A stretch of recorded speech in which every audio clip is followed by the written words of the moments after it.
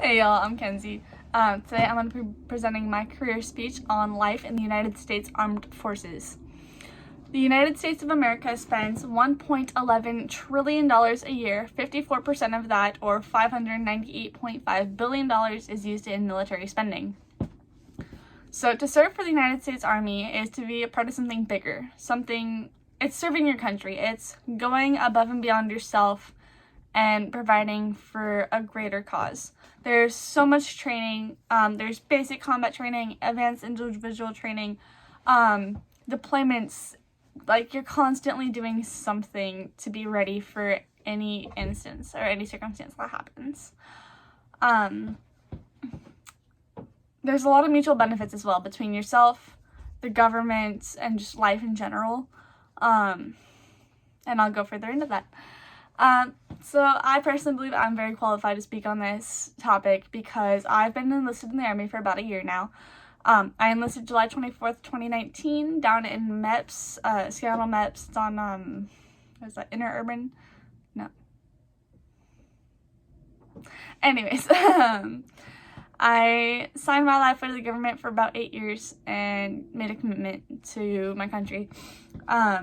And then I actually have not personally been to basic combat training yet. However, I ship out June 30th. I get on the plane to Fort Leonard Wood, Missouri on July 1st. I'll be there for about 5 months. And I'm real excited. I still do drill once a month though. So I go to the Kent Armory. We get there about 8 o'clock in the morning, there all night, spend the night, wake up 6 o'clock in the morning. So basically get there, you do PT, which is physical training. We're in PT uniform, we're running around, doing push-ups, sit-ups, deadlifts, all sorts of stuff. And then we change from our PT clothes to our OCPs, which are our normal Army uniforms, where we go and do the event of the drill, which basically we've done confidence courses, rappel towers, where you're just jumping off a 60-foot tower, hanging to a rope, and letting yourself down. And we've done water survival training, where you're swimming in your OCPs or your uniform, which is actually really difficult. Just all sorts of things. I actually have drill coming up here next weekend, sometime soon. And we are doing physical fitness training and nutrition by the top fitness nutritionist in the state. He's actually the captain. No, something. I think he's our captain. But yeah. So that's where I'm come from. So yeah, you're basically serving your country and being part of something more. You're training a lot and you're making the Army work for you. So serving your country and being a part of something more, basically, I have wanted to enlist since I was 5. I always looked up to the soldiers. I wanted to be just like them. I wanted to wear the uniform. I was so excited, so ready. And just seeing everything that they do and all their training for like their purpose made me want to enlist super bad, so I did. And then not only does the Army have a hand in warfare, they also partake in many other duties. The biggest one is Army disaster relief. So when disasters strike, whether it's flooding, earthquakes, tornadoes, whatever, the U.S. Army is always one of the first to act, sending in soldiers any way they can to help those in need. March 3rd, 2020, a tornado struck Nashville, Tennessee. More than 60 soldiers from the 278th Armored Cavalry are deployed to assist state and local police directing traffic and different things. The Air Guard 118th Mission Support Group moved 200 kilowatt generators to support water treatment plant. And then Major General Jeff Holmes said, plain and simple, we have 12,000 soldiers and airmen that are citizens serving in the National Guard. We'll make everyone available to help those in need. That is why they wear the uniform. So we wear the uniform to serve everyone else. It's not personal, we're always giving back. And this example shows serving the people of the state of Tennessee, helping those in need.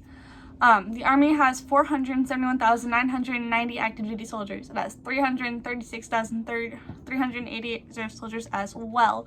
The Army is the largest and oldest of all the military branches and is older than the country itself.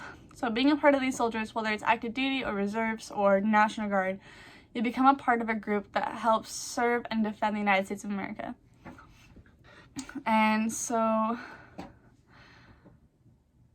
when you enlist, a group is only as strong as its weakest link. So that's where you need to train. So weekend drill, we get up at 8 o'clock in the morning, we're in our PT clothes, we're super tired, super hungry, and we're running 3 miles. And you're gonna keep running 3 miles, and if you don't run your 3 miles, you're doing push-ups, sit-ups, or something else. So you gotta be tough, you gotta be ready, you gotta be prepared, you gotta be able to do it, able-bodied. The Army spends $15,000 per recruit. They must recruit 80,000 to 90,000 a year. And each year they spend between $1,200,000,000 and $1,350,000,000 training future soldiers. This is so when things do happen, whether it's war, natural or man disaster, or anything else, they're ready and prepared soldiers for any situation that's put in front of them. So there's a big Army training exercise coming, Defender 2020, a cold era strategic deployment of a division or more to West Germany. And it'll be held from April to May, and we're going to move 20,000 troops, training to deploy in like swift yet urgent transition to combat and conflicts around the world. So it's basically teaching soldiers how to just up and go, just completely prepared. And then one of my final points is making the Army work for you. So with my military ID, I get discounts virtually anywhere. 10%, 20%, whatever. Like, it's a way that the community gives back to us for serving. It's like, here, it's basically tax-free, this, that, and the other. There's college tuition. There's VA loans for buying a house with like no interest.